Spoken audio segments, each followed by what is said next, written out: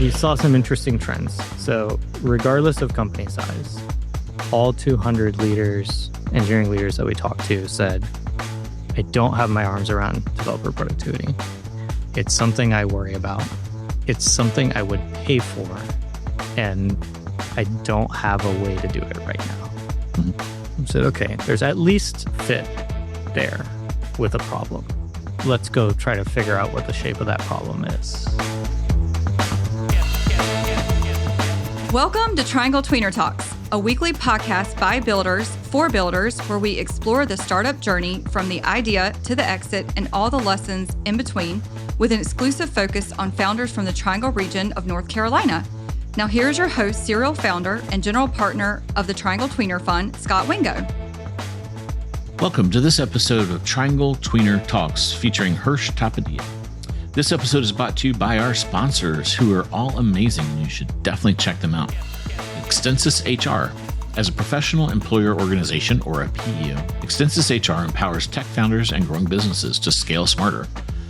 They take HR administration off of your plate, and trust me, that's a good thing. Managing payroll, recruiting, employee benefits, and retirement plans. Compliance, one of my favorite topics. Risk, and more, so you can focus on innovation. For over 25 years, Extensis HR has leveraged a people-first approach, customer-centric mindset, and deep industry experience to ensure employers have the tools they need to stay competitive in today's market. Robinson Bradshaw, a full-service business law firm with a passion for supporting the Triangle's startup ecosystem. Learn more about Robinson Bradshaw's startups and venture capital practice at robinsonbradshaw.com.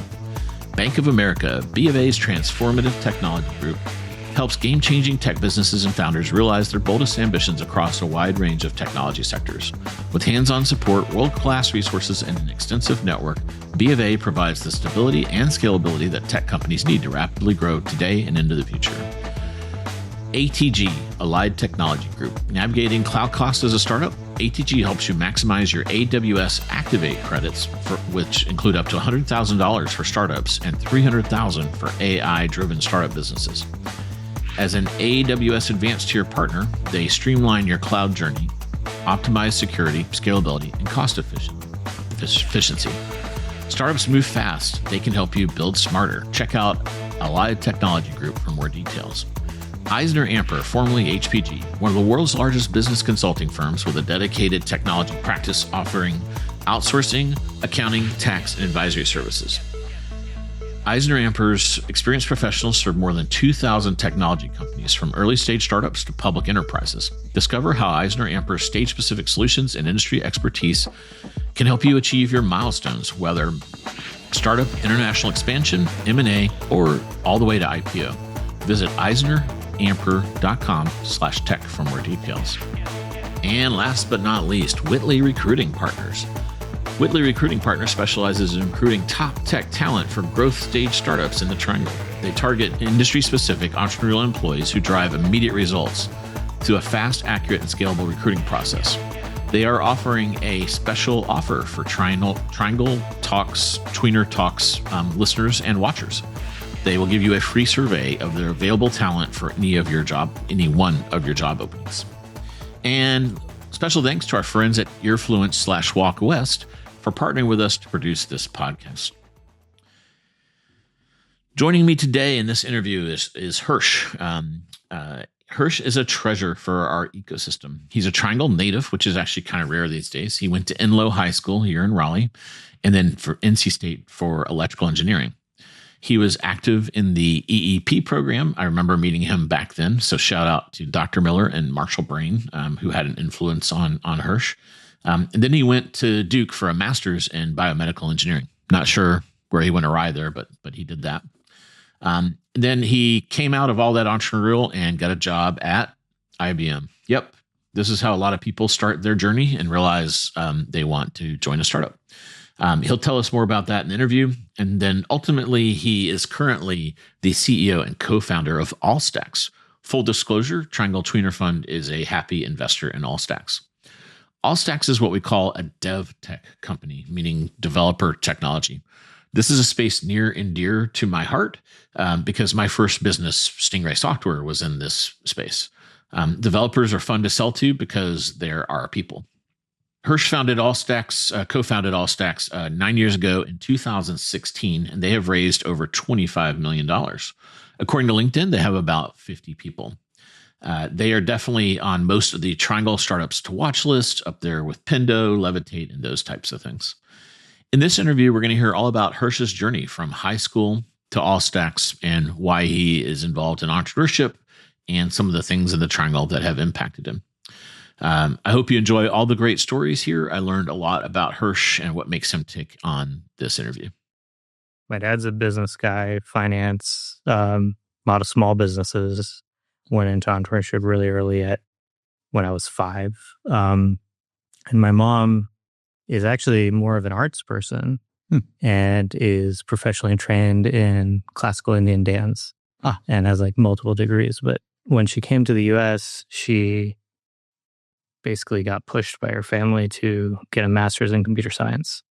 And they said, that's where the money is. You need to go do this. And so she did that. And then the way we ended up in Raleigh is she had 3 job offers from IBM. One was up in upstate New York. That's Schenectady. Yeah. And then she had one in Kentucky in the typewriter division of IBM, and then one in RTP. And she ended up taking the one in RTP because her brother was here, who was also working at IBM at the time. And she worked on like early AI applications and like... Oh, cool. I wonder if she worked with Igor. I don't know if she worked with Igor, but she did work with Steve Walsh. Oh, huh. Yeah, they were colleagues. And if you fast forward slightly, she left IBM about when I was born. And the next time she saw Steve Walsh was when I graduated NC State. And Steve was my professor. Funnest though, just small. Had you made that connection, or was it a total surprise for both of them? We made that connection. So Steve did this thing that was really interesting. It reminds me of what Marshall did, is he made a really big point to spend an hour with every student as part of the curriculum for his visual logic class. And so, it was like 6 p.m. on a Tuesday. I went over, spent my hour with him. He like really dug into who I was and what I did. And I was telling him about my mom. I was telling this story how she's a dance teacher. And he goes, I used to work with this dance person in IBM. And then we realized I was the same person. And it wasn't immediately obvious because my mom never changed her name because she had this professional global arts career. Uh-huh. And so we don't have the same last name. So it's not like a obvious connection. Interesting. Cool. Yeah.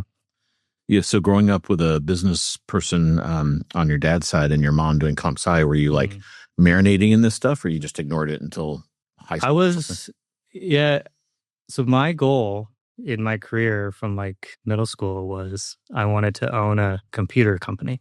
I always wanted to do this. Like a Michael Dell kind of a? Yeah. And actually when I was 12, we started one, a friend of mine and I, and we sold exactly 2 computers. Hey. It was a challenging time to be trying to build and sell computers in 1998, because if you remember back at that moment, you could go to Best Buy, sign up for a year of AOL, and get a free computer. Yeah. Not a great computer, but enough. Not a great computer, but enough. Well. And we didn't know enough as 12-year-olds to really understand like market segmentation. Like, you could sell higher end computers for very specific tasks. And so we just like had no idea. We sold 2.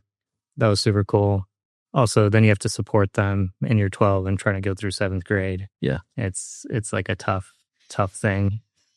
Hopefully it wasn't the little lady next door that required a lot of customer support.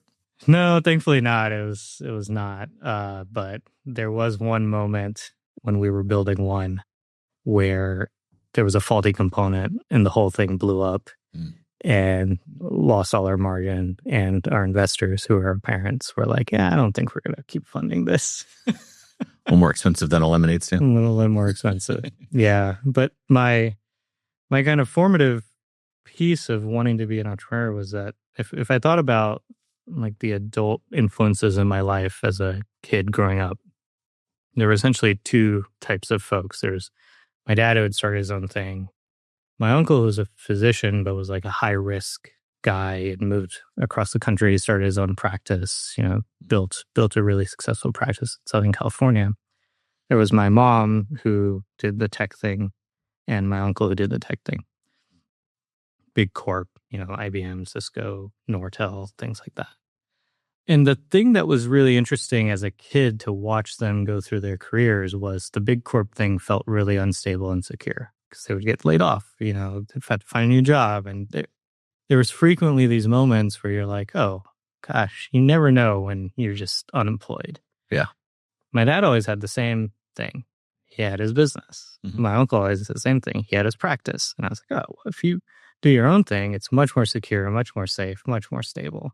Yeah. Through that counter to all that everyone would tell you, right? Counter to what everyone would tell you. Going into the education system, it's like, oh, everyone wants the big company job. Exactly. Yeah. And so I felt that the only way I could own my future as a kid through the lens of a, 8-year-old elementary school kid was I had to run my own thing. I had to have my own business. Mm-hmm. And that was my trajectory. And so when I got to middle school and had a friend, we built this computer company or tried to, and then we went to Enloe here and just down the street.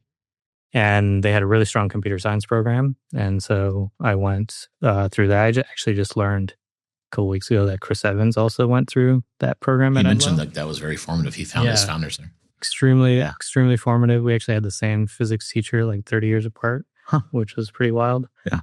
And I basically learned everything I knew about computer science from those 4 years in high school. Yep. And then when I went to NC State, I actually did electrical engineering because I wanted to do something more hands-on. Mm-hmm. In that period, coming into NC State, I wasn't quite sure how to translate this nascent idea of I want to do my own thing to what does that actually look like? Mm-hmm. Let's go. So, a lot of people here would prefer to go to UNC or maybe did you apply to out-of-state stuff? Was that ever on the table or? So I did. So I applied to NC State, UNC, Duke, Georgia Tech, and Stanford. Mm-hmm. And I got into NC State, UNC, and Georgia Tech, all wanting to do engineering.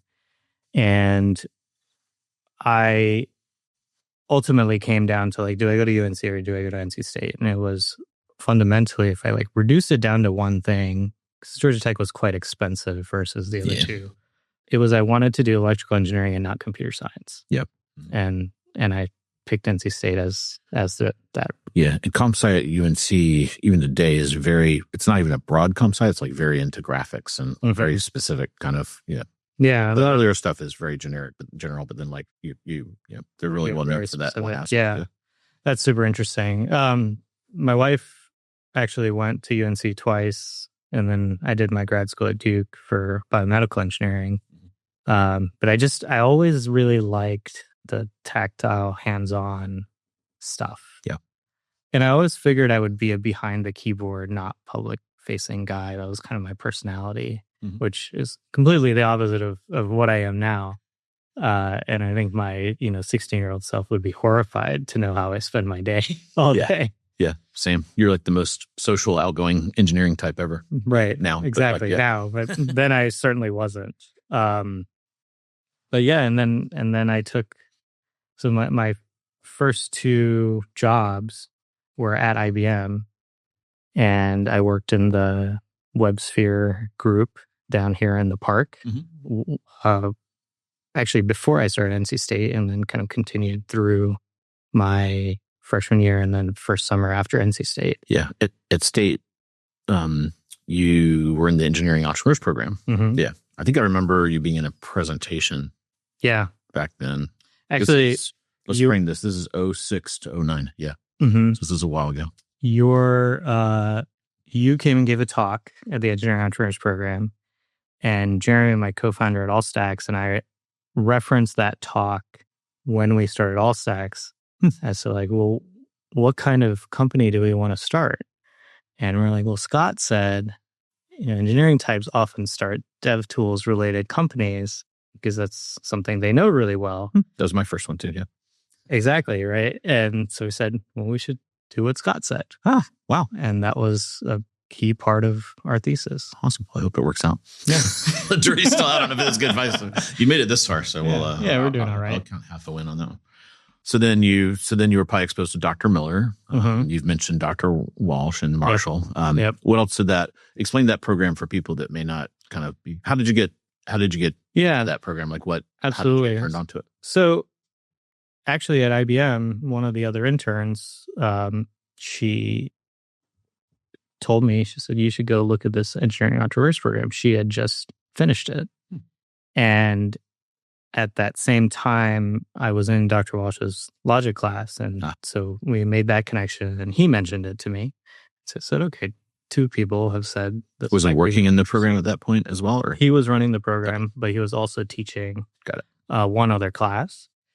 And so I went and took the class, and I had the opportunity to take the class. So the way the class is structured is there's 2 levels to the class. So you first take the class as what they call it, as like a employee, and then you repeat the class as a founder. And the idea is that you actually, instead of doing a senior design project that's sponsored by some company, they give you a little bit of money and you just go solve a problem, found a company, maybe start that off. And so I got to take the class with these kind of 2 sets of people. One actually was one of your former employees at Channel Advisor, Cameron Bowe, and these 2 other guys, Saket Vora and Greg Mulholland. It's Josh Christie. I think he may have been a generation ahead of you. I think Josh was above. I mean, yeah. I didn't know. I've actually never met Josh. I met Cameron and I met Aris. And so the 3 of them they created such a good experience, such a very enabling experience for the employee portion of the class. I was completely inspired by it and said, I want to do this. And so I came back and we ended up, for my senior project, building a company that was focused around a medical device. So we built a medical device that was focused on diagnosing tuberculosis in the developing world. I remember this, yeah. And it was a computer vision based microscope. Yeah. And so the kind of key aspect that we were working on was this computer vision piece where we could replace the human in the loop that was looking at the lung fluid. So basically the way you diagnose tuberculosis is you stick a stick down your throat until you cough up the deepest recesses of your lung fluid. And it's really painful. And then they smear that fluid on a slide and they stain it and it fluoresces. And you look at it in a microscope and you hope that the disease has progressed enough that you can see the little shining bacteria. But it takes a while. And so you have to do that 3 times over the course of a month. And they're hoping that over the course of the month, the disease has progressed enough that it's obvious and then they can start treating you. In the meantime, you're contagious and you're just like infecting buses and trains and, we were targeting India. So what the computer vision algorithm allowed us to do was scan 100 times the sample size in a fraction of the time and reduce that visit from multiple to 1. Yeah. And so that's pretty aggressive for a senior. And, so you must have like picked up some of this from either your mom or some of the AI stuff, or you must have had a side interest in this kind of like, I had gotten the opportunity. So in between IBM and this project, I gotten the opportunity to work for a startup.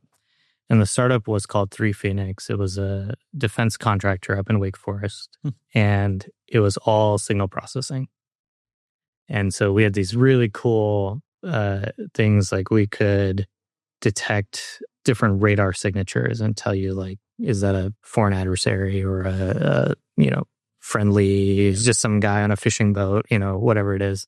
And then we had this other thing where it was this periscope detection system. So it was a computer vision algorithm. And you could see what looks like a little stick sticking out of the water and realize like, oh, that's an enemy submarine. And so we ended up spending a lot of time on these signal processing algorithms. So I had this like nascent interest in signal processing, computer vision, and I ended up focusing the rest of my degree on that. Got it. And then, I grew up going to India every couple of years. I probably spent 2 or 3 years of my life when you sum it all up over there. Mm-hmm. Which region in India are you from? The place I visited the most was Pune in Maharashtra. But my mom is from Gujarat and my dad is from Rajasthan, but they both grew up in Maharashtra. And so we're kind of a mixed family in that. And just side anecdote, as a result of that, my parents speak 5 languages in the house. And so we had to like learn to do that. My sister and I had to learn to do that. Otherwise, we wouldn't know what they were saying about us. Good to know. Yeah. Is your mom like super famous and people recognize her? Is it like in certain Kardashian? In certain audiences, she is. Nurse. Yeah. We had we would frequently have other artists come to our house and like perform, and she would arrange that, and we would go to India, and in like the certain circle that was in the know, they would know. Yeah. Yeah. Cool. Yeah. Seems like a Bollywood movie. There's going to be a Bollywood plot in here. There's a whole Bollywood plot about how my parents met, actually. My dad saw her on TV and then saw her on the train station, and then they bonded over a language that their families weren't speaking, but they spoke and they missed, and then ended up getting married. And yeah, that's nice. It culminates in they got married in the courthouse in Raleigh, and they didn't have a witness, so the janitor comes to be the witness, and his name is George Washington. So George Washington signs the marriage license. It's very American. There is a whole Bollywood plot there. We need like a third suitor that has to be fought off with swords. Right, exactly. Somewhere in there. In a very dramatic way. Some New York conflict. Yeah. Yeah. Cool. So this interest in the tuberculosis thing, is that why you went and did the biomedical? Yeah. Yeah, exactly. So it seemed like very purposeful.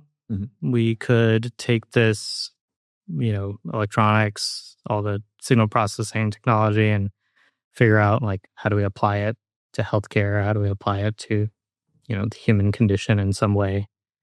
And so I applied to grad school. I actually applied to like all the same schools again. And then this time I got into Duke, UNC, and NC State. And I said, well, I've already been to NC State, and Duke seems more different. Mm-hmm. So I went over there and continued to work a little bit on this TB project. But the biggest problem I had was in 2009.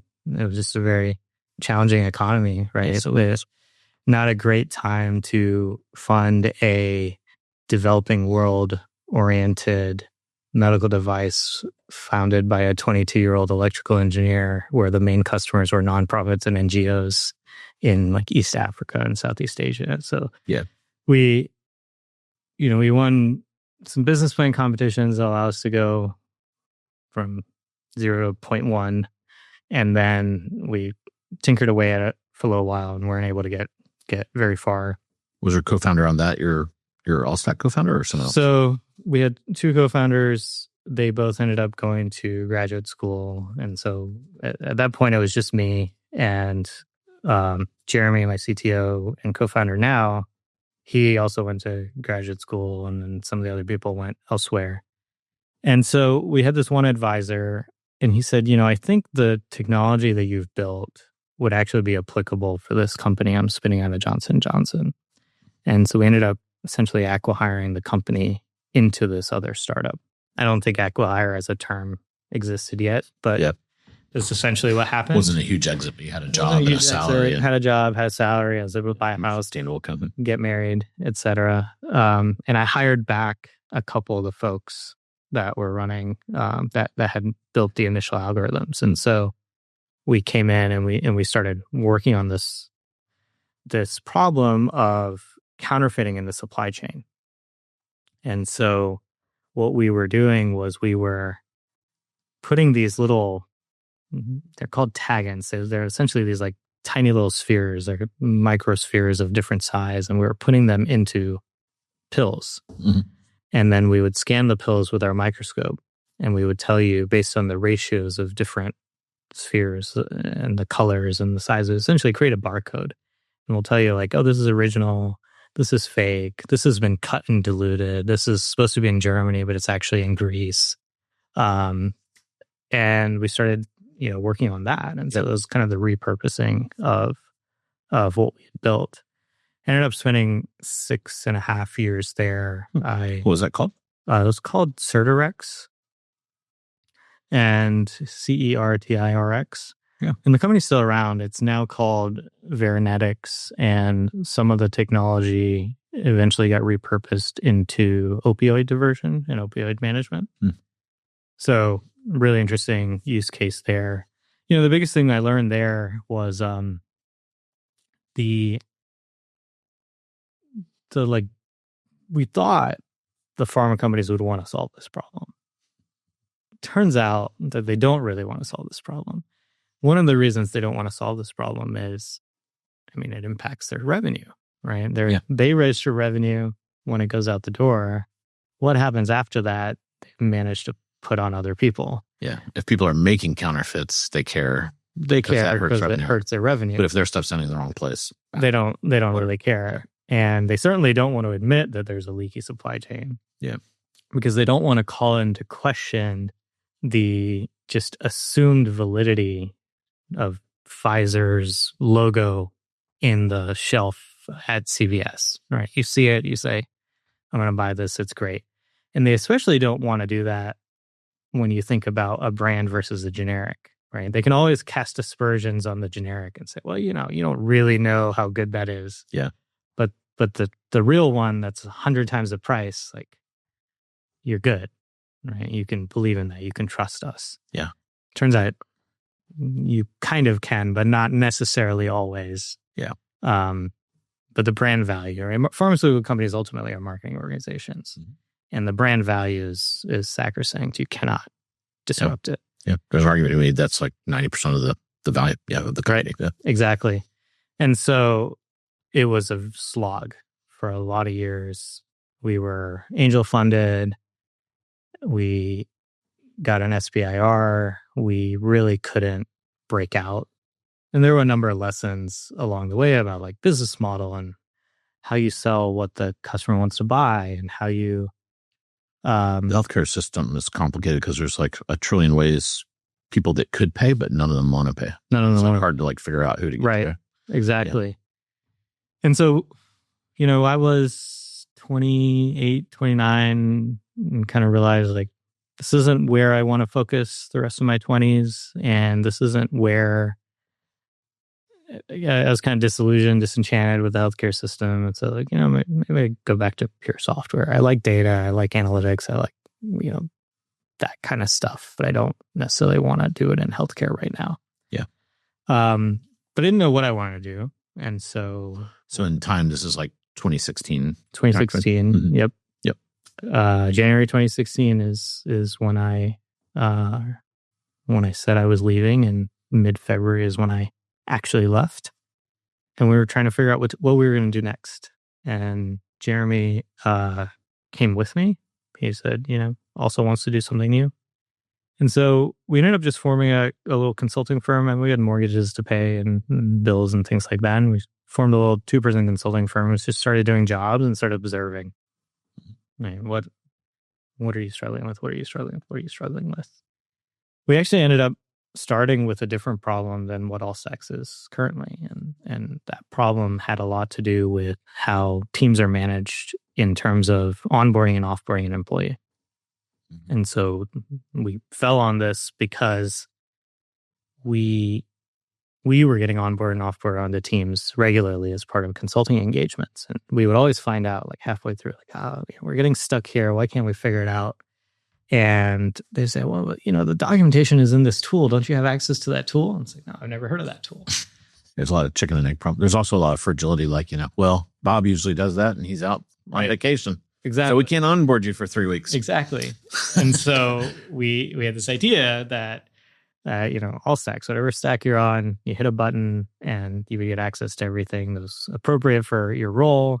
And you hit another button and we turn it all off, right? Yeah. That kind of Octo plus more. Octo plus so a single auth with a lot of stuff.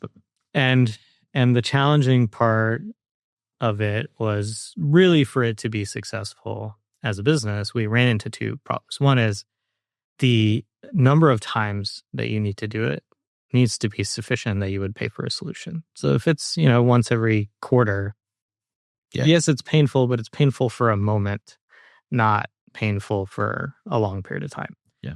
Not painful every day. So, but all we had access to at that time was SMBs, and we hadn't built enough of a solution to be enterprise ready. Yeah. We also were struggling because we were like, how are we going to capitalize the business to get to enterprise ready? It was kind of the first time we ran into the kind of local funding ecosystem and said, can this really be funded locally? There was a competitor that had started called Rippling. You might have heard of it. Mm-hmm. That's certainly a unicorn, if not a decacorn now. Right. It's a decacorn. And they raised $40 million right out of the gate. Yeah. It also has a famous founder. Kind of, yeah. He also wasn't he accused of pretty much fraud? I'm always surprised. They absolutely accused of fraud, and essentially just built the same product again. And there was even a period of time where, so the previous company was Zenefits, right? So Rippling documentation would just link to Zenefits. Yeah. And you'd be like, wait a minute, what's going on here? But what they had done with their $40 million was they had built a lot of breadth in their app. And so they could cover all of the plurality of cases that a company, I'm using this payroll tool, not this payroll tool, this benefits thing, this version of CI/CD here, whatever. Mm-hmm. And me and Jeremy, just the two of us by ourselves, we just couldn't get there fast enough. And so we said, okay, this is a problem, but it's not the problem that we can solve with our capital stack. Did you try to raise capital and realized we tried to raise capital? We weren't able to get really any traction on it. Is this a Bull City co-founders thing or more like angels at that point? Both. Yeah. Both. The farthest we got was with co-founders, and the biggest possible check was $300,000 at terms that aren't delightful. Versus a competitor that has 40 million. Versus a competitor that's 40 million. Yeah. And and what they wanted us to have to get that $300,000 check was $1 million in revenue, which was also interesting. It's a chicken and egg problem again. Chicken and egg problem again. And so we said, okay, there's this one part of the app that people are spending a lot of time on regardless of company size. And it was this part of the app where we were just kind of as a throwaway feature at the time, just measuring how many actions people were taking in the tools and how that was changing over time. And we were watching a company that was going through a bunch of shifts, and we were seeing employees see this dip in activity and then a resurgence, and then they would leave or quit. And it was this interesting curve. And we started tracking that and talking to people about it. And they said, I think this could be a corollary for productivity. Mm-hmm. Where do people want to know about productivity? And so we started doing market research. And this is where your comment came back. It's well, the thing that seems to be missing from the industry in terms of really understanding the productivity of your company is in engineering. If you went to Tableau's website in 2016, there was a case study for every single department in an enterprise except for engineering. Yeah, it's hard because you can't. Back in the 80s, Microsoft had this thing, or IBM did, where it was thousands of lines of code. So it's a K-lock. Right. Well, you and I know that's actually the opposite incentive for an engineer. You want things to be efficient and not thousands of lines of code. So then it becomes inherently just hard to measure engineering productivity. Exactly. Yeah. Whereas sales reps is very, you have sales reps now. It's a very measurable. Mm-hmm. Yeah, it's very, very quantifiable. Measurable. Very quantifiable. And dollars. Yeah. And it speaks directly to the business outcome, which is the holy grail for engineering as well, right? How do we speak directly to the business outcome? Yeah. And when we found that, we said, well, a counter argument would be everyone nowadays has all these fancy tools, right? They're in Jira and Apple Suite and all this stuff. Why isn't that enough? Or Slack messages. Yeah. Why isn't that enough? And this was like where we started going, right? And we said, okay, what were the problems before? It's like unitary metric, right? We're going to pick one and we're going to try to measure everyone against that. And then what happens? And then there's this concept of Goodhart's law that says, like, any metric you pick gets gamed. Yep. And, the outcome you prescribe is the outcome you get. So you want more code, you're going to get more code. Whether that has value or not is irrelevant. And so I said, well, so how do you counter that? And it's like, well, you don't actually have to measure one metric anymore. Like, we're not so limited on compute power. We're not so limited on access to data. Things are generally cloud first, API first. We can actually just measure everything and then try to find signal in the noise. And, think about us as signal processing people. We're like, oh yeah, just run some filters on this. We'll find the signal, right? FFT, everything. And so we said, there must be something here. But we also didn't want to repeat what we did last time, where we just said, oh, we have this problem. Everyone must have this problem, and not put a lot of thought into it. And so what we ended up doing was we went out and we interviewed 200 engineering leaders. And most of them were cold contacts that hit someone on LinkedIn and working on some problems, a startup in the dev productivity space. We have a coffee with me. Yep. And we went, and these were all face-to-face. We had 200 Mostly 200 local, coffees. or did you travel around? Mostly local. Yeah. But we had like 200 coffees, mostly at that Page Road Starbucks. That's a good one. We saw some interesting trends. So regardless of company size, all 200 engineering leaders that we talked to said, I don't have my arms around developer productivity. It's something I worry about. It's something I would pay for, and I don't have a way to do it right now. I said, okay, there's at least fit there with a problem. Yeah. So let's go try to figure out what the shape of that problem is. And we started tinkering at it. And we actually ended up meeting this guy, Doug Newman, who was the VP of engineering at Bandwidth at the time. And he saw me talk at the Venture Connect conference and came up to me and said, I've been thinking about this problem a lot. Can we talk about it? And ended up being our very first customer. Nice. And Doug, who's become a really good friend now, he really just sat down with us and helped us think through the principles of the problem and the solution and the pricing model and like all these things, and helped us kind of figure out enough that it allowed us to shape our hypothesis enough to apply to Techstars in Austin and get into that. And so that was the end of 2017. And January 2018, Jeremy and I packed up his truck and we drove to Texas and spent the next 4 months there trying to figure out if this was going to work or not. Yeah. And that's when Techstars was in person. The Techstars Austin isn't really connected to a business like the one in Atlanta is connected to Cox. Yeah, it's like a core program, independent. And is there like right by UT Austin there, or like where? It's actually right. Well, at the time, it actually doesn't exist anymore. Yeah.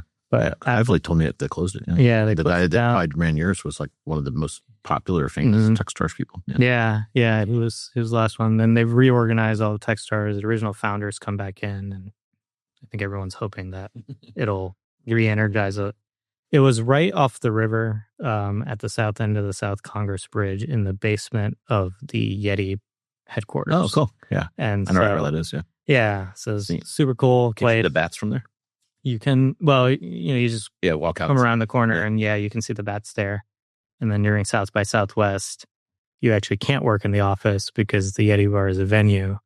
And so crazy. Yeah. All the trains holes before they sealed it off would pipe the sound right into the concrete walls. And you're like, all right, well, I got to leave. Yeah. But you had to be in the middle of South by Southwest. So that was cool. That was pretty neat. Yeah. And then as someone that had already kind of like been in it, what did you learn from an accelerator? So I would say there are a few things that we got from the accelerator. which were really important to us in particular. Similar to how we spent several months on that kind of problem fit hypothesis and interviewed 200 people.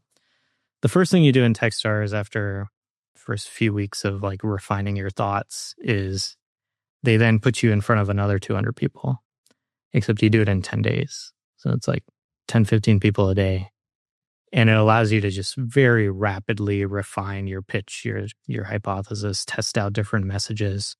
And so that was pretty monumental that we were able to like make that much progress in 2 or 3 weeks. Yeah.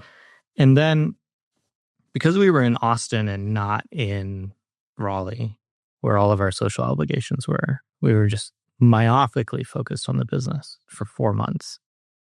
And the power of that in those early days is incredibly profound. Like you don't have a dinner party to go to. There's no, parents' birthday or anniversary. There's no friends to junior co-founder. Go grab a quick fast food and come back. Just eat. Like all we did was work on the business. We ate, and when we could remember, we would like go to the gym to stay sharp. It's like our healthiest we'd ever been. And that's all we did. And we had our cohort, so we would interact with each other. So it wasn't like we were completely alone. And we got $120,000. Also very useful. Doesn't stink. But it's a relatively aggressive. Do they do a safe or a convert? At the time they did a convert. Like 8% or something? Yeah, I think it ended up being 7.25%, something like that. It floats a little bit. But what it gave us access to was an entirely new network, entirely new investor base. Mm-hmm. And we'd end up raising our first $1 million out of Austin. Yeah. And then they do a demo day like thing. That's people always get a lot out of that as well. Yep. Yeah, demo day was good. We actually met.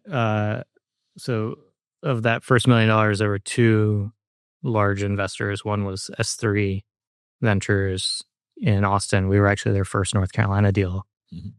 Now they have 4. Yeah, you kind of helped seed them up here. Yeah, I got to seed them up here. And then another fund called Moneta Ventures, which actually came to the demo day, liked the pitch, and ended up writing the second largest check. Yeah, cool. In the round. Okay, so you raised your first round, you got S3. Yep. And then did you guys, so you had your Techstars thing, and then was this a price round, or they just kind of came in on the Techstars terms? This was not a price round. It was a note round. Okay. 1.1 million. And we had some angels involved as well. Mm-hmm. Could you call that like back in the day? So let's see, this is 2017. This was 2018. 2018. Yeah, 2018. So 6 years ago. Oh, wait, 7. I keep forgetting it's 25. And then did you call it like a seed, a pre-seed? Or you didn't really, it was just a convertible note start? Yeah, we actually didn't even announce it. We kind of just did it. And we were like, didn't know if we were trying, do we want this to be a stealth thing, or like, do we want to be public, or what? Is it seed? Is it pre-seed? We just didn't know. Yeah. And we just got to work, hired. Had you built like the first version of the product? Like you already had the thing from the single sign-on deal. Yeah. So we had some foundational stuff, and we had basically gotten to like a little more than an alpha, not quite a beta of the product. You could connect data. You could start to see metrics, start to see some thematic outcomes out of the product, but hadn't quite refined it yet. On the last day of Techstars, we ended up meeting our third co-founder who lives in Austin. His name is Adam Dahlgren. He's our head of product / COO / figure it out guy. He ran all the go-to-market in the beginning, like sent the first 1,000 cold emails himself. And him and I flew around the country and raised money and tried to sell stuff. Everyone needs a Swiss Army knife. Yep. And so he joined, and we started to like get more of that product focus, really start to investigate the themes, especially as we ramped the volume of interactions we had. We're getting better signal, right? What's in common? It's one thing to talk to a couple hundred people. It's totally different when you're talking to a few thousand. It's like, what is actually the core thesis that we're trying to solve here?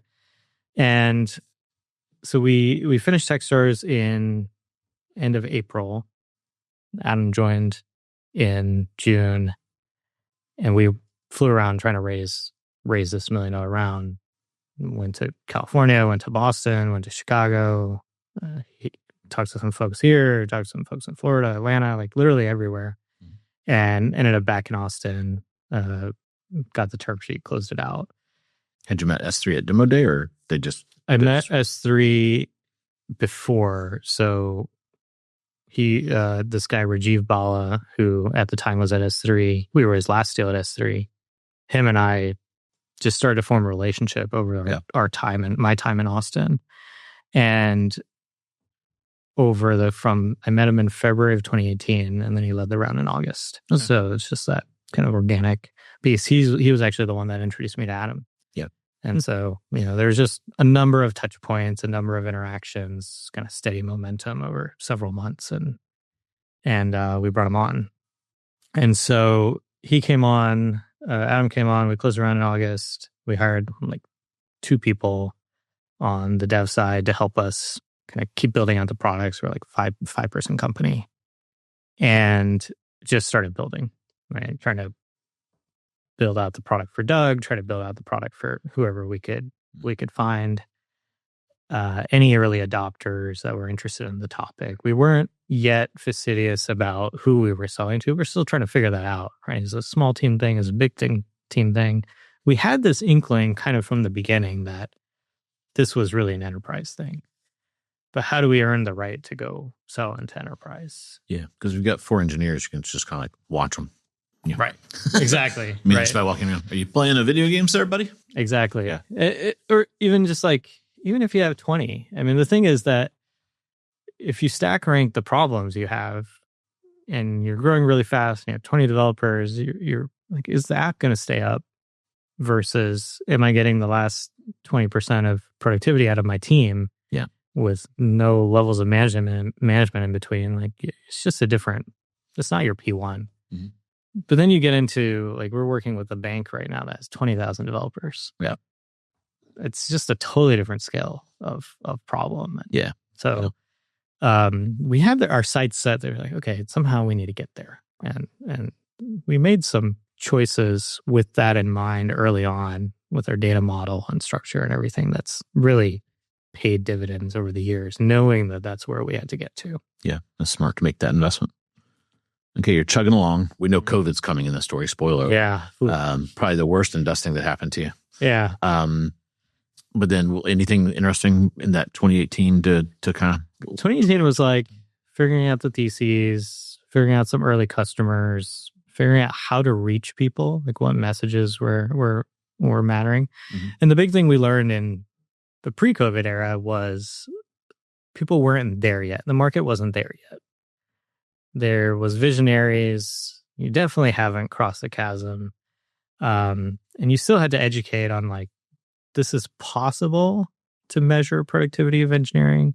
It's possible to do it in a non-toxic, healthy way.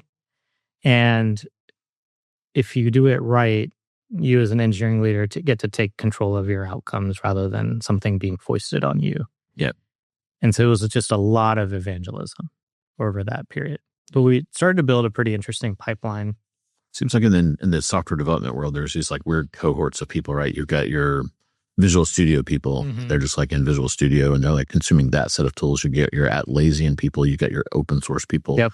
Then you've got your like total like rogue way out here doing yep. Their own thing. And then, there's still people that like love Lisa or Emacs. Like I run into like an Emacs person every once in a while. And then there's like some derivative from that. They're like, oh my God, this is everything. Yeah. Yeah.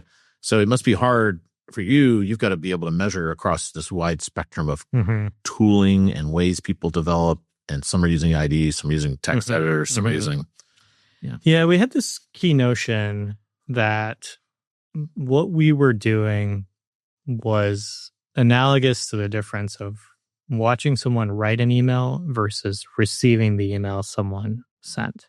So we're not watching you think, right? When you're typing an email, you type, you delete, you type, you delete, you're trying to form your thoughts, right? And that creative process is there. And we're not watching you do that and saying like, are you an idiot? Like, why do you think like that? Like, that's not mm-hmm. the goal. But when you sent an email, it's like a composed thought. And that rate of those composed thoughts over time as a component of the overall system you're working in, there's something really important there. And so we said, okay, we're not going to look at your keystrokes. We're actually not going to look at your IDE at all. We're going to look at the process in which you're participating and see if we can learn something from there. And over time, just to fast forward for a second, what we've been able to do with that is we've been able to take that data and turn it into an analysis of how you spend your day. Yeah. And then aggregate how everyone spends their day and align it to, well, what are these motivated by? What are these focused on? And that motivation, that focus, ultimately at like the CTO level aligns to some business objective. Oh, we want to reduce, the cost of goods sold. Well, in order to reduce the cost of goods sold, which is a company-wide mandate, how is engineering participating in that? Well, we have these really inefficient queries. If we reduce those queries, we reduce the amount of compute that's going towards servicing a customer on demand. Okay, well, what does that mean? That means that our customer-related AWS bill goes down, and our COGS goes down, and our gross margin goes up. Yeah, right. And being able to tell that story is the key, right? What are you doing to reduce COGS, Mr. CTO? It's like, oh well, we're rewriting database queries. Doesn't quite capture the intent. Yeah, but saying we're doing this work which is motivated by this, which is going to impact COGS like this, and here's the amount of time my organization is spending on this number one priority for the business. got it. So it's more an aggregate tracking, not like Bob was slacking off and went to the bathroom for an hour. Right, exactly. And showing that full picture, right? A lot of times engineers talk about all the iceberg work, right? You can't see what's under the ocean, right? The real work is down there. We got to maintain the app. We got to keep the bugs away. We got to work on scale and infrastructure. And all you care about is features. Yeah. Well, show the whole picture. And then, what is the big thing about running a business? I mean, you think about all of us as founders and then think about our interactions with the board. What do you hate the most? Surprises. I said, I'm going to commit to this revenue number and I hit this revenue number. Great. Board meeting's over. Costs weren't too high. Everybody's happy. I said I was going to hit, 20 million and I hit 15 million. Everyone's pissed, right? I hit 50. I said I was going to hit 15 and I hit 20. Okay, how could we get better at forecasting? But nobody's upset about that, right? That's a pretty happy thing. Yeah. But definitely don't do it the other way. Don't say you're going to hit 20 and then hit 15. So expectation management is really the job. And if you can make it frankly boring and without surprises, you're just going to be more successful with less friction. And so we're trying to give the tools to the organization, to the engineering organization in particular, to be predictable, to be reliable, to be able to answer the question, if you're confident you're going to deliver this, why are you confident? Well, my team hits 90% of their commitments in this time frame, which fits our budget. And so we feel confident we're going to do this. And here's the data. Cool. That is this mental shift that didn't exist in 2018, 2019. Yeah. People weren't thinking about that. People were thinking about agile metrics and story points and jargon. Failed scrums. Ultimately. Do Exactly. we do Jira or Scrum and right. Kanban and all this what's your favorite tool? Yeah. Right. And so people get super religious about that stuff. Exactly. And so we had to work on elevating that story. And so things started to move. We got introduced to a guy that was a Duke grad, and he ended up leading our seed round. He was at Hyperplane. His son was at Duke at the time. He had just started, so I met him on campus. I think I got a parking ticket that I don't know that I ever paid. But whatever. I don't have that car anymore. Yeah. And I'll actually never forget it. I went to a Gartner conference at Disney. So I went and stayed, and I was riding the gondola to get to the conference. And I got the call from Jack, who was the partner at Hyperplane. And he said, hey, we're going to give you a term sheet. Let me talk you through it. Mm-hmm. And he's talking me through the thing. And halfway through one of the terms, he said, why does it sound like Mickey Mouse in the background? I said, well, Long story. long story. I'm on a gondola. That was Mickey Mouse, actually. And so that was the Tuesday before Thanksgiving in 2019. We closed the round. And it was $3.25 million. And we said, all right, it's time to go, right? We finally have the money. Where's Hyperplane? I don't know if are they In Boston. Oh, Boston. Yeah. Time to go. We finally have Do the they money. focus on AI, dev tech or it's B2B enterprise primarily, but with a big AI ML like data component. That's kind of their thesis. yeah? Did you guys have that as part of your? You probably called it ML back in the day. So this We called it ML. pulling away data and get some signal out of it. We did a lot of forecasting work. So we could predict based on, we had a model that would allow us to look through historical behavior, train on your own data and say, okay, based on this team and what they've done on the past and the work that they're tackling, here's when we think it's going to be done. And here's how it's changing every day. And so that component and that underlying data structure was really key. Cool. So then so you're on the Mickey Mouse ride. You get your term sheet. Term You sheet. get 3.5. So it's time to start Time to go. scaling this. What year was this? This was 2019, right before COVID. Yep. And then this was a series seed. We called it a seed. Yeah. We called it a seed. Yeah. So we hired 10 more people. We're a 16-person company, really focused on building the product. And it was a year of growth. Like we went from 0 to 450,000 ARR right out of the gate that year. And then the next year we went to right about $1 million. You're a tweener. We were a tweener. And, it was all through COVID. And it was interesting because you would think with all of the, everybody has to go remote, how are things going, thing that COVID would have been a real tailwind for us. I think eventually Eventually. but like in that first year, it was such chaos. It was like, chaos. Yeah. And, the interest rates were like rock bottom and there was so much money in the system. Yeah. That Who cares about productivity? I'll Who hire 10 cares? more engineers. Yeah, exactly. This was literally the conversations we were having. It was like, well, Efficiency. there was a really interesting thing that was happening because if you remember, it was really hard to hire technical talent in that era. And so it was the era of like inflated titles and inflated salaries and just keep at all costs anybody you could get your hands on. Yeah.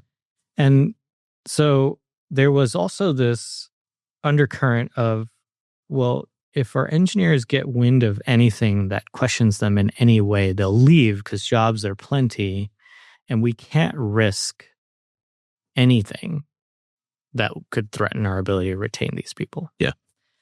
And so it broke into two categories of organizations. There was the category that was well-funded startups just desperately trying to hire whoever they could. And then kind of more traditional enterprises, which ultimately was where we wanted to be anyways, that were saying like, we just have to do the best we can with what we have. We don't have billions of dollars of VC funding to scale this. Fast forward another 2 years and a lot of those customers that we had that were those insane blitzscaling companies were bankrupt. Yep. And we had to deal with the churn of all those companies going under. We had one customer, incredible customer, super great reference for us. They went from 15 developers to 100 to 7. Yeah, I saw a license amendment. Yeah, and we got to 7, and he was like, I love the product, but like I don't have anybody to measure. Yeah. And so off they went. But it really forced us to double down on enterprise and keep that moving. Over this time, have you been slowly but surely kind of walking your way up enterprise, getting better and building the sales team? It's largely like not that much code. Sometimes you have to do these.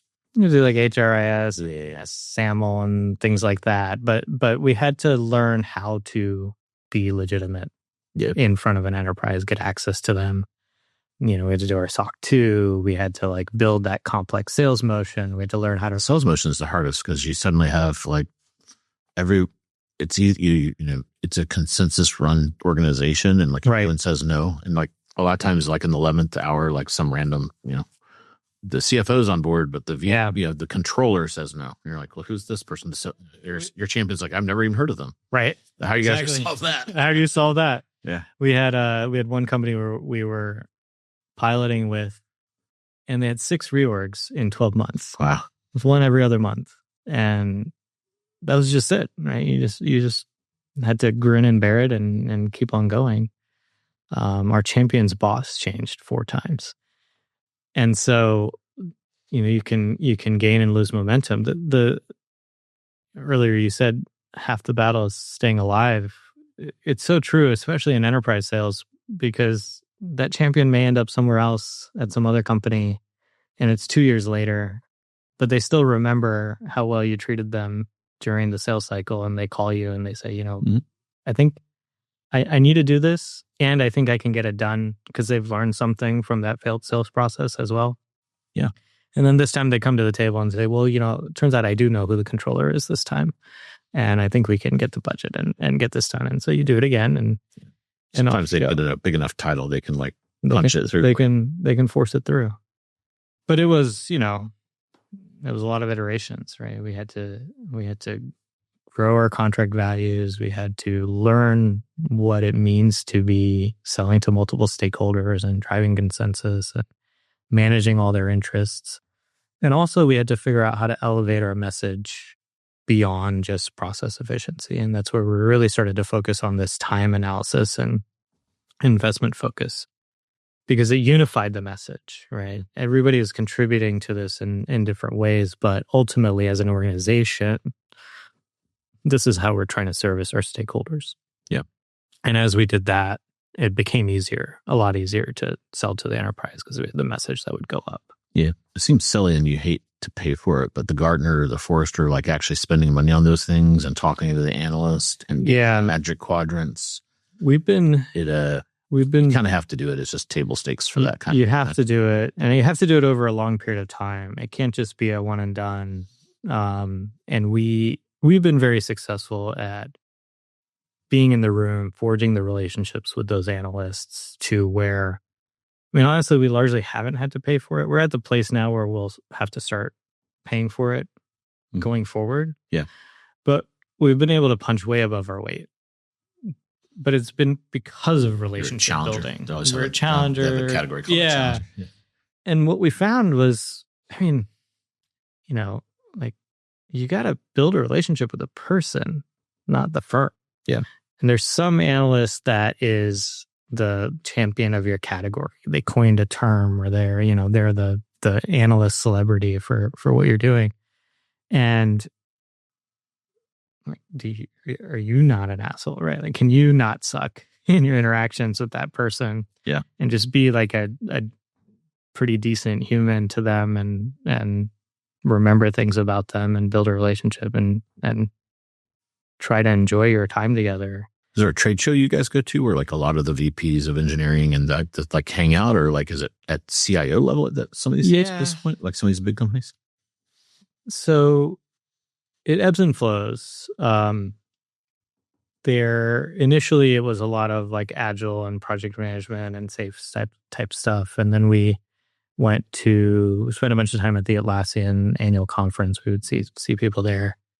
In the past couple of years, there's been a number of communities around engineering leadership specifically, and helping. Engineering leadership doesn't get a lot of training. There's no MBA really for that. And so that career development community has popped up in a bunch of niches. And so there's 2 or 3 of them. And they're smaller conferences, but more targeted. 100% of our audience is ICP. And so we end up spending more time in those smaller venues. And that's actually paid off quite a bit more. Yeah. Cool. Awesome. So post-COVID, you kind of slogged through that. Mm-hmm. And then you start working yourself upstream, and then you're going to raise more money. So how did the next round kind of come together? Yeah. So in the middle of it, we raised a seed 2, mostly inside round. We had one of the investor, come in slightly up, up in valuation every time, but so we put together a little more capital, kept us going, and then in 2023, we started thinking about our Series A.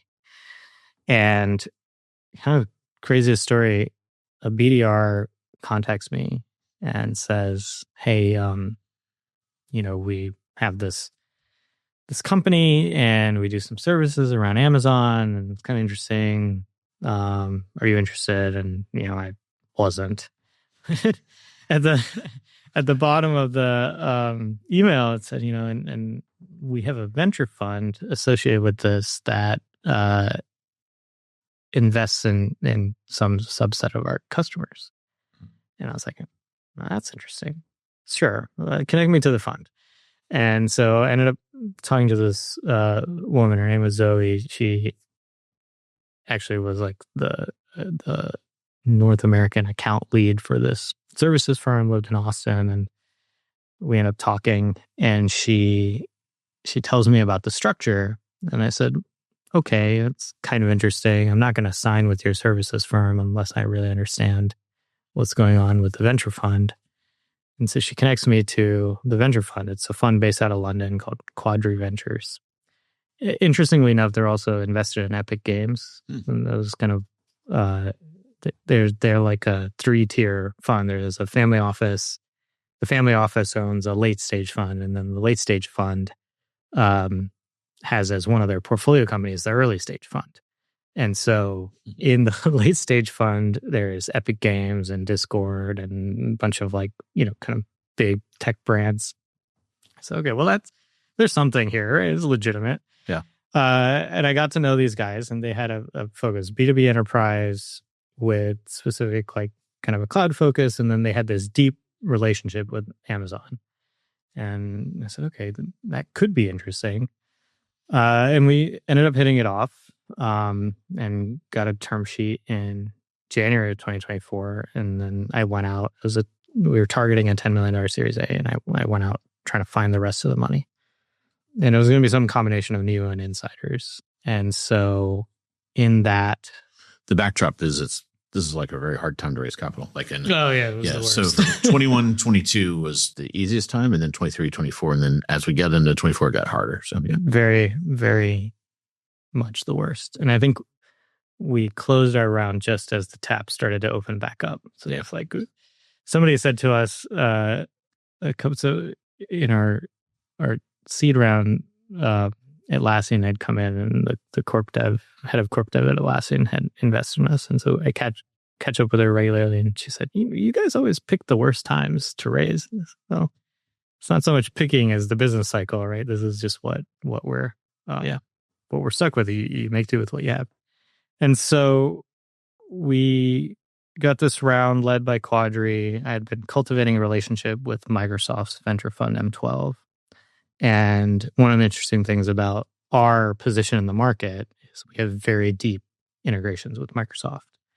And it's kind of unique. We're actually the only ones that has put some focus into Microsoft. But the reason is we had this bent towards enterprise, and we knew in the enterprise there was a significant Microsoft footprint versus Atlassian. Up at the Visual Studio and GitHub level, or it's they have this product called Azure DevOps, which used to be called VSTS, which used to be called TFS. Microsoft loves renaming. Microsoft loves renaming things, and it's like their project management suite. So it's the Jira equivalent. Yeah. And inside of it, they have a whole bunch of other stuff, source code, CI/CD pipelines, things like that. And by this time, they had bought GitHub. So they also had that in the portfolio. And we looked at our revenue and we realized half of our customers were on the Microsoft platform, or half of our customers by revenue, actually, not by volume. We were 2/3 by volume Atlassian, 1/3 Microsoft. The big guys are on Microsoft. But the big guys are on Microsoft. And we had this deep integration supporting them. And so the combination of those things plus a clear interest from the Microsoft developer organization. Seems like it would be unusual for that Atlassian and the Microsoft people to co-invest in one company. You're probably... I don't think it's that common. Yeah. 2 or something. Yeah, it's definitely a few.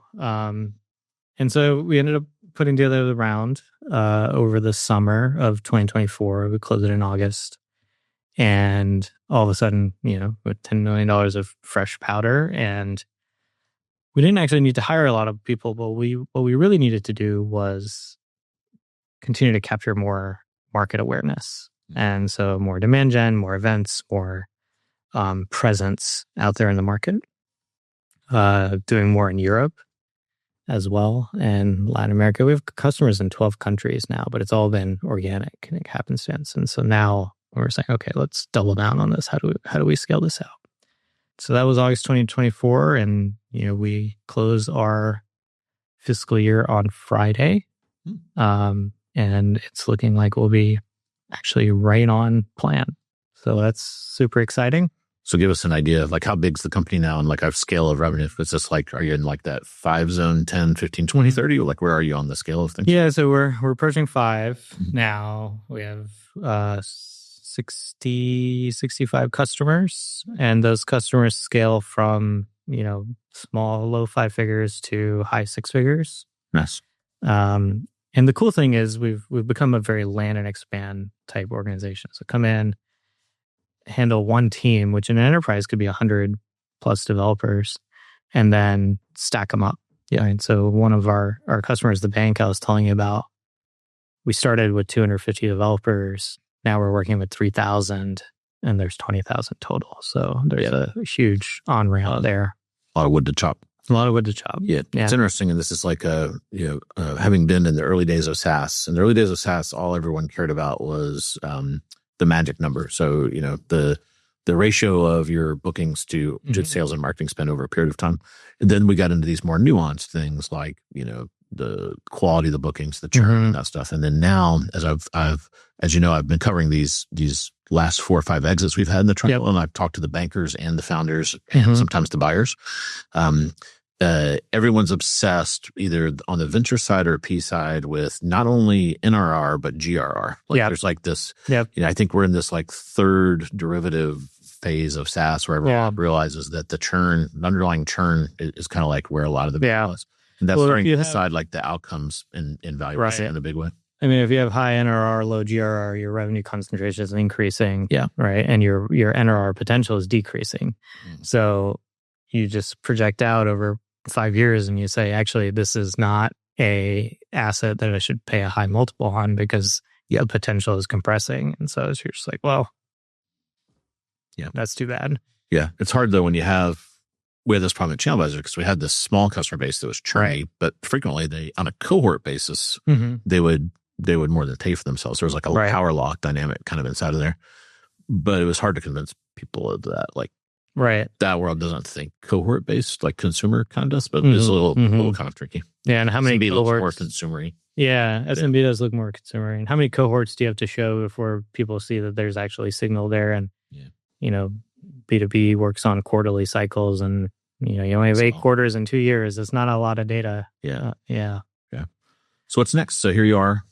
It's 2025. You've got funding kind of behind you for a while, hopefully for a while. We're always funding. That's the other thing you learn. You're always be funding.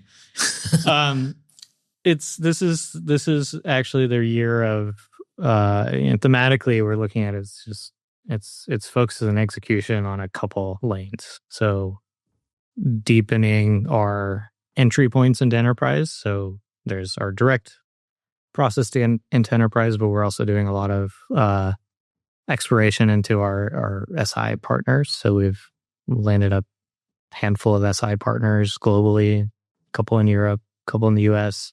They're starting to feed us deals.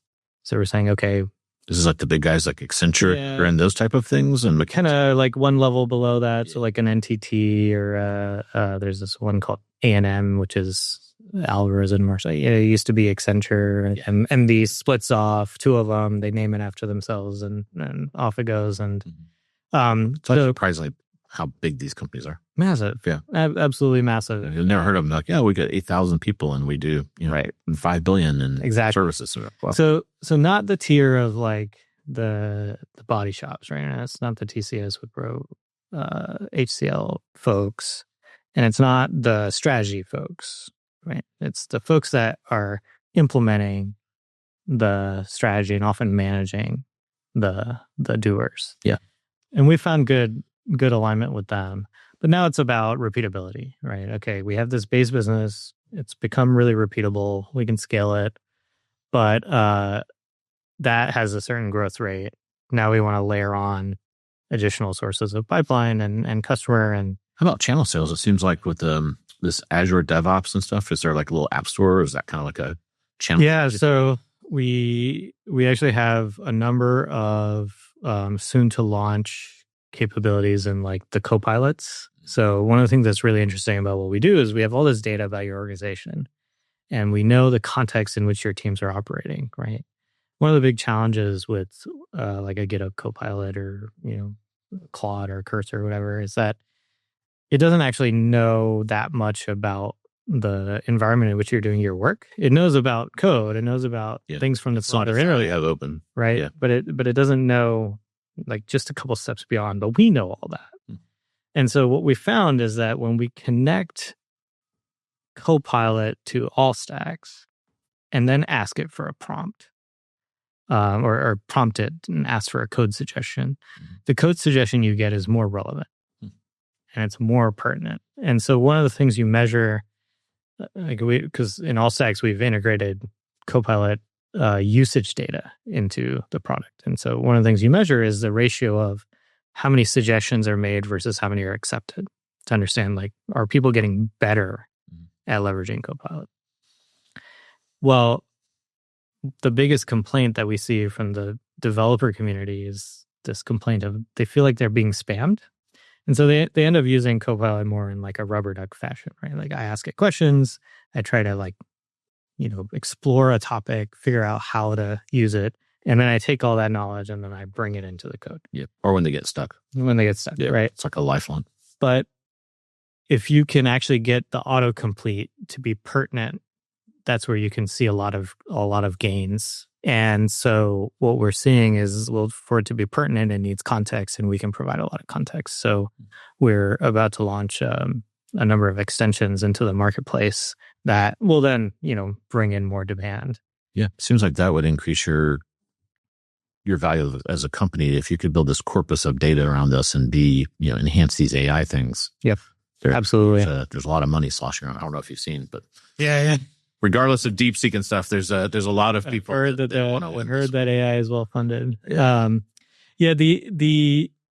The interesting thing for us as our data set is not only do we know what people have been working on and how that's changing over time, but we also understand how the relationship between work is changing over time. And so that allows us, essentially, it's like this idea where we have this graph database and a time series database, and you put them together, and we're watching the graph change over time. And that gives us this really unique lens into like, okay, if you're going to prompt it, you can tune a prompt to go out to Allstacks and get this like highly contextual relational data about a point in time that may be different than what's present, or maybe different than like what's going to come in the future, or what came before that point in time. But we can actually get you that pertinent thing. Yeah. And then seems like you should move early in the process and be basically like a part of a retrieval augmented generation piece. Like feels like you're like a little late in the process. So at some point, moving earlier may be like a good thing to do. Yeah, I think so. And the closer we can get it, there's this. I'm sure you are really familiar with this from like from the consumer buying behavior side, but like, there's that emotional moment when someone is most likely to take an action, right? Like you're like scrolling through Instagram, you see a pair of shoes or a couch or whatever, and you're like, oh, that would look amazing in my house or on my feet or whatever, and you click the button and you buy, right? This alignment between emotional high and like buying capability, right, creates this propensity, and then they go and transact. And what does that look like in any interaction, right? Where I'm asking for something or I'm suggested something, do I accept it? Can I tie my need and my emotional state together to like cross that bridge? And I think that concept exists across everything, right? Everything you do, especially in development. It's like I'm using this ton of brain power to sit there and like think through a problem. And you get that eureka moment where you're like, I think I have it solved. Whether that's something you wrote out yourself or even just stumbling upon information, whether it's from a Copilot or some documentation, or like, somebody makes a suggestion and it connects a wire. But you have to capture it in that moment for it to really create that value. Yeah. And that's what we're trying to laser in on is like, how do we capture that state? Yeah. Are you guys using AI internally and getting some efficiencies from that? We are. We have all of our developers wired up on it. We also have, we essentially have the entire company wired up on it. So we use it in marketing, we use it on code, we use it in documentation. It's kind of everywhere. Yeah. It's so very go to market. The sourcing is like crazy, like some of the stuff that you can do with this. No? Yeah. Even just like adding velocity, right? Like you got to write a blog post every week, Can we get that blog post out faster in a way that's less all-consuming so we can get on to the next unit of work? Yeah. It's interesting to think about it from the perspective of what is high-value work? Is it the act of creating any atomic item, or is it the act of moving a plurality of things through the system? Mm-hmm. And sometimes it's one, sometimes it's the other. But there's a lot more times where it's moving things through the system. Yeah. And so, reframe that way and start pushing things on. Yeah. Keith Raboya, famous venture capitalist, has this bullets and barrels kind of a metaphor, which is kind of interesting. Bullets are easier to find. Barrels, people that know how to build something and the sequence of doing that and the atomic pieces and then orchestrating them is where a lot of the value lies. Yeah. Especially as we had this like agent world. Right. Where some of them are digital or people workers. Yeah. Mm-hmm. It's interesting to think to our AI future. Yeah. Yeah. What will our day even be? Yeah. Yeah. Well, cool. Anything, so you've been at this for a while. You went from, learning in the classroom about this to now. Any other lessons you would share with founders? Like what have been the most surprising things that they didn't teach you in the classroom? There's always the whole thing about being a technical person learning to sell for the first time. And then there's always the conventional advice that you get as a technical person learning to sell for the first time. So one of the things that I always come back to is in the early days, if I had to change one key staffing decision, is I would have hired that really experienced marketer well before I hired that experienced sales leader. And ultimately, the reason for this is like your company doesn't survive if there's no pipeline. It's the only thing that matters. You don't know your ICP if you don't have enough signal. You don't have enough pipeline. You end up selling a bunch of deals you shouldn't have sold because you can't be choosy about what you sell because if you have 5 and you need 5, you're going to sell 5 no matter what it takes. If you have 100 and you need 5, you can really think about it. And so that demand gen piece, I would have invested in way, way earlier, like right at the seed round. And that's not what like the board said, right? The board was like, you need more sales, go hire a sales leader. The problem is you're an engineer, you don't know how to close deals. And it's like, actually, the problem isn't closing deals because if it's a really good fit, the deals close. Yeah. Maybe they're not perfectly optimized or the contract terms aren't ideal or like you could have gotten slightly better price, sure. But the deal was going to close. Yeah, I think that's really specific to like you guys and like Pendo because you're creating a new category, right? That's what's unique about Allstacks. You don't have like, you're not a better Salesforce. Like if you're just a better Salesforce or cheaper or whatever, then you could just like marketing doesn't matter. Just like we're like that, but different. But you're creating this whole new. But you still have to create demand. Yeah. Right. So I'm saying you need a marketer to like figure out how do you storytell your way into creating this. Creating a new category is extremely hard, but when you do it, it's like one of the most rewarding things you can. Yeah. If you're the creator of that, that category, that's huge. Yeah, I generally agree with that, but I think the one place I defer is that at the end of the day, you have to have people that want to take a look at what you're doing, whether it's a new category or not. Yeah.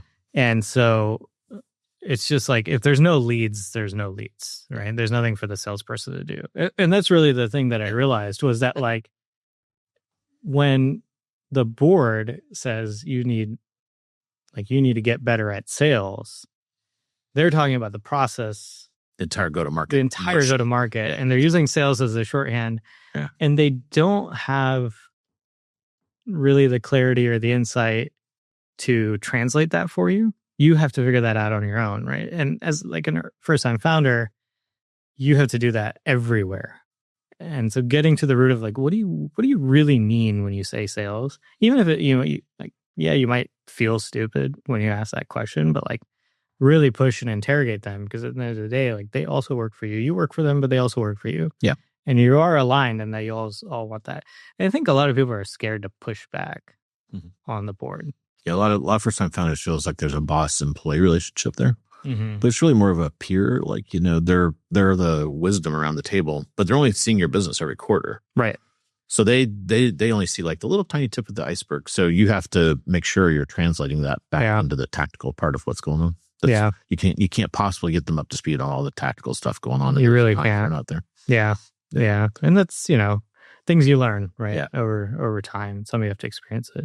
But that's like the big thing I would change is like, well, do you actually have demand? Do you know how to create demand? Yeah. No matter what your situation is. And I think, we got there. It took time, right? Building brand awareness takes a long time. And we're there now. We're like 82% inbound for our company at this point. Mm-hmm. But that wasn't true 2 years ago. Yeah. Cool. What's next? Like, do you see this being a public company, M&A? Too early to call? You probably have started to, once you get north of 3, you start to get some people sniffing around. And here in the triangle, like it's on fire with people trying to buy anything kind of north of 4 or 5 right now. So. Yeah, there's always people sniffing around. I think we have a few choices. We have quite a bit of runway in front of us, and demand is growing quickly, and we're finally like realizing the enterprise aspiration. I think realistically, there's like another round in front of us. You do get to a certain point where there's like always a dual process, right? What does it actually look like? But at some point, maybe it's after the B. Like you do have to kind of choose. Are you a product company going to a strategic? Are you a platform going towards a IPO or some, consolidation or something like that? Yeah. And there are designs for both, right? Because, you're always, I feel like as a founder, you're always mapping out all the potential outcomes, and there's very strong arguments for both. And then there's the time and the place in the macro, right? At the end of the day, you can't escape the macro. Yeah. And so, we'll see. What's true is the enthusiasm and the excitement for what we do and how that's intersected with like how receptive the market has become to what we're doing is in a really great place right now. Yeah. And so there's no like ragged edge of I got to get out of this kind of thing. The grind of COVID is kind of beyond us. Like it feels like we just have upside in front of us. Yeah, that's the wrong time to sell. Yeah.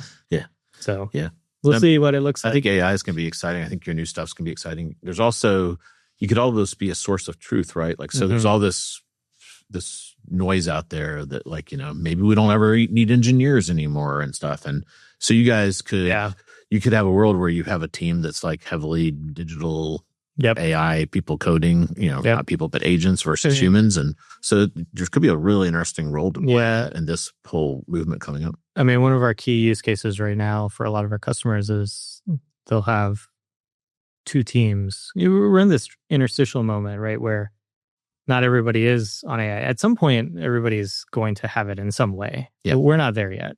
And so there's a lot of evaluations going on. And so one of the key use cases right now is I have this part of my org wired up with some agent, and this part that's not. Mm-hmm. And we can tell you, well, the things that this org worked on, pound for pound, were half the price to develop as what this part that wasn't wired up was. And that half the price well paid for AI. Or vice versa. It didn't, right? And they were actually no cheaper to build, and you spent a lot of money on AI and it had no outcome for your organization. Yeah. Also, why? Were you even applying it in the right place? You spent all your AI effort on generating code that didn't need help and none of it on documentation that really needed help. Right. And so the nuance of it is really interesting. So it'll be really interesting to see. I mean, it's like when people started using front end frameworks like React or whatever, and then you get to a place where all your front end developers know how to at least use some framework, right? You're not writing your JavaScript from scratch every time. So it's just a new normal. We're going to get there with AI as well. And your new crop of people coming out of NC State are not going to be thinking about, do I bring this into my workflow or not? They've just never not had it in their workflow. Yeah, they'll be like, wow, I really want a job where I get to use my favorite one. But if I don't, maybe I'll use this other one. Yeah. Right. Exactly. It'll just be like a code check-in tool. Right. It'll just be like the utility. GitHub versus GitLab, right? And I think we're not far from that. Yeah. Cool. Well, best of luck for a strong 2025, and we'll be cheering for next. We are a small investor, so yeah. Thanks for letting us come on the cap. I appreciate it. Are one of our first North Carolina investors. Yeah, excited to be there. Yeah, cool. Well, thanks for coming on the pod and sharing your entrepreneurial experience. Absolutely, thanks for having me.